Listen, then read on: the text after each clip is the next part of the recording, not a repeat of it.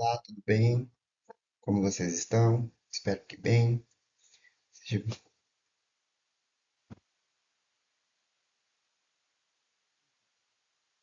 Vamos conversar hoje um pouco sobre tempo. Nossa, professor, mas você não está escrito em tecnologia de alimentos? Não, mas é sobre tempo. Porque entender como tecnologia de alimentos é uma ferramenta para minimizar desperdício é sobre tempo. É economizar tempo de quem produziu, de quem plantou, de quem comercializou, de quem processou. É para diminuir o tempo que talvez seja um dos bens mais caros que a gente tem hoje na atualidade. Quantos de vocês têm tempo para fazer tudo o que vocês querem? Quantas vezes não falta tempo para alguma coisa? Muitas vezes tempo para uma palavra, para um abraço. Então, minimizar desperdício é desperdiçar tempo, é minimizar desperdício de alimentos. Toda vez que eu jogo fora 1 quilo de banana que está se estragando, eu não estou jogando fora 1 quilo de banana. Estou jogando fora o tempo de quem plantou a banana, o tempo de quem colheu a banana, o tempo de quem vendeu essa banana, o tempo de quem comprou essa banana e chegou até a sua casa. Então, falar sobre tempo, sobre economia, sobre desperdício, é falar talvez sobre o bem mais precioso que a gente tem hoje, tá? Então, vamos falar como que tecnologia de alimentos pode ser esse aliado para poder economizar tempo. Não desperdiçar, nem que seja, às vezes não só de economizar, mas não jogar fora o tempo e o trabalho de quem fez todo esse serviço, tá? Então, a Anvisa entende alimento como toda substância ou mistura de substâncias no estado sólido, líquido, pastoso, qualquer outra forma adequada destinada a fornecer ao organismo humano os elementos normais, essenciais a essa formação, manutenção e desenvolvimento. O que isso significa?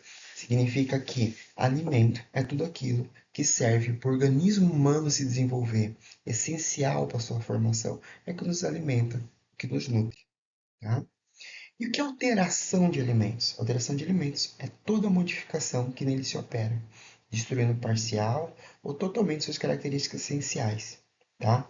Por comprometimento de sua qualidade física, ou seja, ele não tem mais a qualidade física, não tem a mesma textura. Uma banana que está estragada, ela já está toda mole. A maçã que está estragada, às vezes ela está lá, já está murcha, não está nas mesmas qualidades que eu tenho, que eu espero uma maçã sadia, né? Ou mudanças químicas, ou seu estado de higiene. E muda com certeza a sua capacidade de nutrir. Esse alimento alterado já não nutre o seu organismo como nutriria ele se ele não tivesse alterado. Então eu tenho que evitar essas alterações de alimentos. E quem pode causar? Como pode ser essas alterações de alimentos? Alterações de alimentos pode ser por causa de micro-organismo, atividade enzimática, pode ser de origem química, pode ser de origem física, pode ser por insetos, roedores ou outros predadores. Então, presença de micro-organismo. Eu tenho lá um micro-organismo, eu tenho a bactéria que vai interferir lá no alimento. Eu posso ter uma enzima que ela muitas vezes dá próprio produto que vai fazer, vai deteriorar o alimento. Eu tenho ações de origem química, às vezes um produto químico, um contaminante ou uma outra coisa vai alterar esse alimento. Tem de origens físicas, o calor, a umidade, a luz é capaz de alterar. Tanto é que, por exemplo, por que a garrafa de cerveja é escuro, a garrafa de azeite é escuro, ou algumas embalagens de produtos são metalizadas, como do café, que é exatamente para a luz não alterar isso, tá?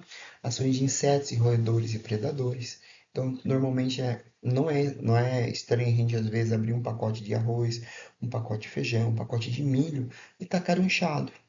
Por quê? Porque o inseto colocou o ovo dentro daquele grão e aquele ovo eclodiu quando a gente comprou esse grão e estava em casa. Então, evitar tudo isso significa evitar alterações no alimento, tá? Então, quais tipos de alteração pode ter? A enzimática. A interação enzimática pode ser tanto benéfica como ruim. Como assim? Benéfica quando a gente fala do processo de maturação. O processo de amadurecer um fruto, num fruto que estava verde, vamos pegar a goiaba, por exemplo. A goiaba verde ela é dura, mais amarrenta e mais seca. A goiaba madura ela é extremamente úmida, a casca é mais fina e é bem doce. O que aconteceu entre a garrafa, entre a verde e a madura? Amadureceu. Mas nesse processo de maturação, de amadurecer, e a manga acontece a mesma coisa, a banana acontece muitas coisas. O amido que estava dentro desse fruto é quebrado, cortado em várias unidades de açúcar, e esse açúcar adoça o fruto. tá? Então, a mudança de cor. A maçã que estava verde ficou vermelha. A manga, que é verde, ficou amarela, tá? Então, essa formação dessas cores estão relacionadas com vitaminas. São carotenoides, licopenos, tá? Que são importantes para o nosso organismo. Então, essas enzimas ajudam. Mas tem algumas enzimas que atrapalham. Por exemplo, eu tenho enzimas que quebram gordura. Eu tenho enzimas que escurecem o alimento. A maçã, quando é cortada, escurece. Por que que ela escurece? Porque ela entra em contato com o oxigênio. Tem uma enzima que vai juntar o oxigênio e vai formar os componentes escuros. Por isso que a gente evita o contato com o oxigênio. Então, o que a gente faz no processamento de batata, de maçã, a gente vai fazer o quê? A gente vai deixar de molho. Ou vai evitar que tenha do jeito que ela quer. Então, a gente coloca aqui um ácido. A gente ainda corta a maçã, ainda não coloca limão, para fazer uma salada de fruta, para evitar que a maçã escureça. Que exatamente esse ácido não vai deixar essa enzima atuar. Tem alterações por questões químicas. Por exemplo, oxigênio atmosférico pode fazer isso. O oxigênio, sim, o oxigênio que a gente respira, que é essencial para a nossa vida, ele interage com as moléculas de gordura e causa ranço, forma oxidação. Aquele cheiro de coco velho, aquele cheiro de queijo velho, muitas vezes é por causa do oxigênio. O oxigênio interage com isso. Então, o que a gente faz? Evita ter oxigênio. A gente não quer que muitas vezes o oxigênio oxide a gordura. Onde eu vou ter uma gordura? Na picanha, por exemplo, numa carne. Então, o que a gente faz com essa carne? A gente fecha vácuo. A gente guarda para o oxigênio não interagir com a gordura e não oxidar. Então, a gente fecha o óleo, fecha o produto. Abacate, por exemplo, o abacate pode oxidar. Tanto que a gente corta o abacate, se descuidar, ele escurece. Ele escurece e oxida. Porque ó, a abacate é extremamente cheio de gordura, gordura boa, e o oxigênio pode quebrar essa gordura boa. Então, muitas vezes a gente vai usar uma embalagem exatamente para evitar que o oxigênio entre. Ah, não dá para colocar a vácuo tudo. Não, não dá. Mas eu tenho os plásticos que não deixam o oxigênio passar.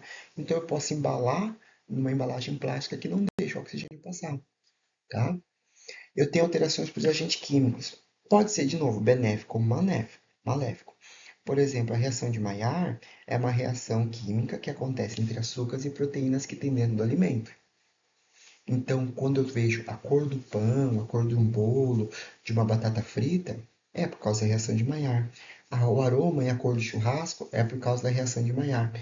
Isso acontece exatamente porque eu tenho aquecimento e alteração entre os alimentos, tá? Mas essa reação de Maillard, às vezes, não é benquista.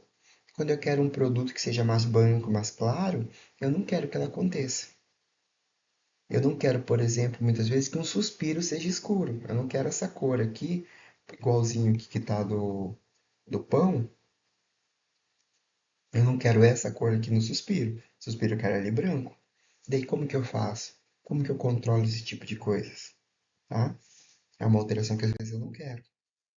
Tem alterações que podem ser por agentes como agentes desnaturantes, agentes ácaros, metais pesados, tá? Eles podem facilitar a oxidação de lipídios, são tóxicos e acumulam no organismo, por exemplo, o mercúrio, que pode acumular em peixes, nos rios. Muitas vezes, quando eu tenho algumas situações de contaminação de metais pesados, eles podem se acumular, porque as algas vão juntar, o peixe vai comer a alga, o peixe maior vai comer o peixe pequeno e a gente vai comer o peixe maior. E daí a gente vai trazer todo esse metal pesado, que faz mal para a gente e altera o alimento também. Outras alterações podem ser físicas, mudança na temperatura. Tem coisa que é para congelar e tem coisa que é para aquecer. E tem coisa que não pode fazer o contrário. Por exemplo, quando a gente faz um sorvete, a gente fez o quê? Uma emulsão. Ele é uma mistura. O sorvete, quando está pronto, ele é extremamente macio. Por quê? Os cristais de água estão todos longe um do outro. Se a gente descongela o sorvete, os cristais de água se juntam. Quando a gente congela, eles ainda estão juntos. Então, o fato de congelar e descongelar o sorvete pode formar esses cristais que atrapalham a gente. Você vai ver lá o sorvete congelou, descongelou, ele está arenoso, você sente ele está áspero. Aconteceu foi que formou cristal de gelo, porque descongelou e congelou. Então, mudança de temperatura e de pressão ou luz pode alterar esse alimento.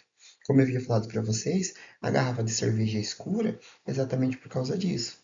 para evitar que a luz entre e deteriore o líquido que está ali dentro. O azeite é a mesma coisa. Para quem é mais novo, está acostumado a ver o óleo naquelas garrafas PET transparente. Para quem é um pouco mais vivido como eu, vamos colocar assim, né? É mais experiente, é de uma época, lá na década de 80, que o óleo vinha em lata. Vinha em latas. Por que que vinha em latas? Porque a lata não deixava a luz passar, não deixava proteger o alimento, não deixava a contaminação com o micro-organismo, não deixava a luz entrar, tá? Ações de insetos e roedores. Os insetos podem perfurar as frutas, tá? Por exemplo, a anastrefa é uma preocupação, que é a mosca da fruta. Ela coloca normalmente seus ovos lá e daí quando você abre, o pessoal fala bicho de goiaba é feito de goiaba. Bicho de goiaba nada mais é do que a larva da mosca. A mosca vai lá, fura a goiaba, coloca lá dentro o ovo eclode e começa a alimentar. E daí ninguém quer comer goiaba com bicho, né?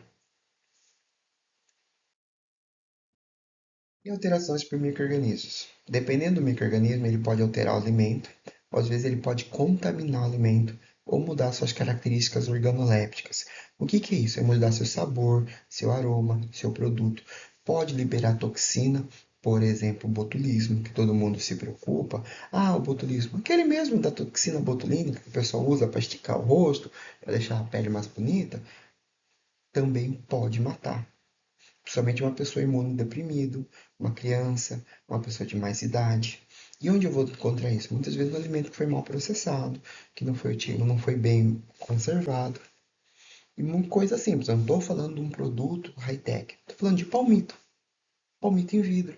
O mesmo palmito que a gente encontra muitas vezes nas estradas desse país. Lá na estrada do país a gente vai encontrar um palmito, ele pode ter, se ele não for bem processado, se a acidez, o pH que daquela salmoura não for bem controlada, ali pode ser um risco de botulismo.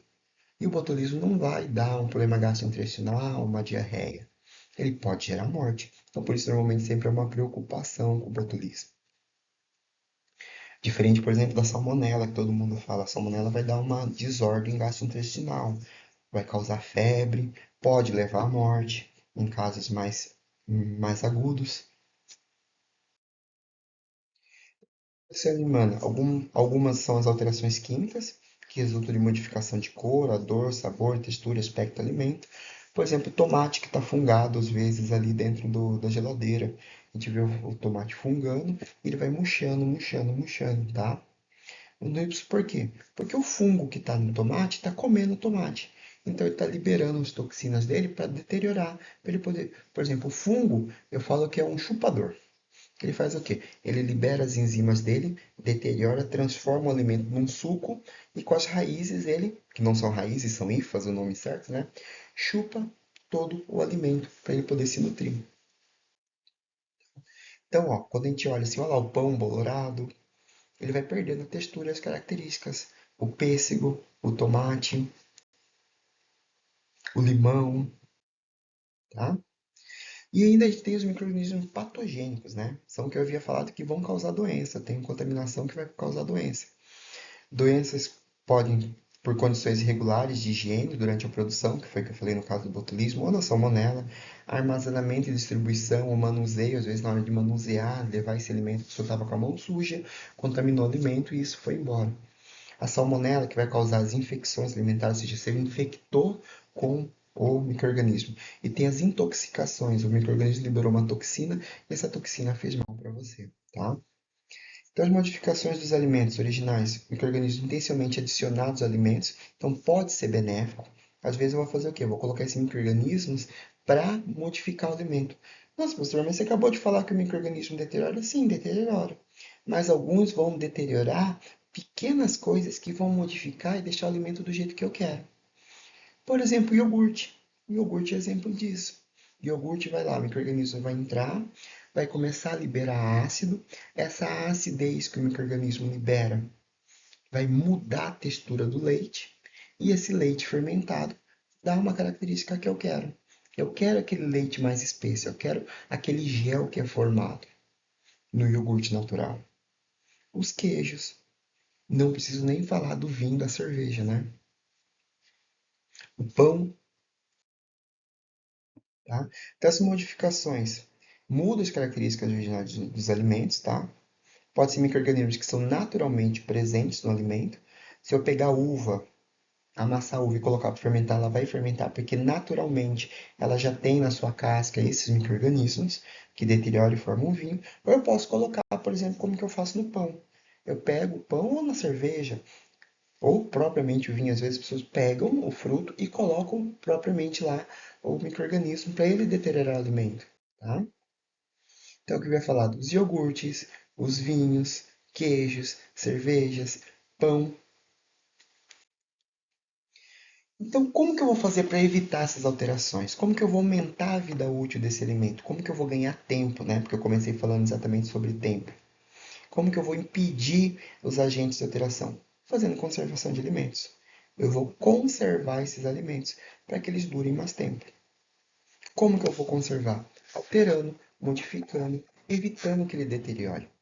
Se eu deixar 1 quilo de arroz e 1 quilo de carne em cima da mesa e voltar daqui a uma semana, quem vai estar estragado? 1 quilo de carne. Por que 1 quilo de carne vai estar estragado e 1 quilo de arroz não vai estar? E se eu deixar uma laranja também? Vamos mudar agora, colocar uma laranja, 1 quilo de carne e 1 quilo de arroz. Quando eu voltar, quem vai estar estragado? E por quê? Quem estraga primeiro? A laranja, o quilo de carne ou arroz? Vamos imaginar ainda, não estamos num país tropical, que é quente, né? Se eu estiver no verão, quem vai estragar mais rápido?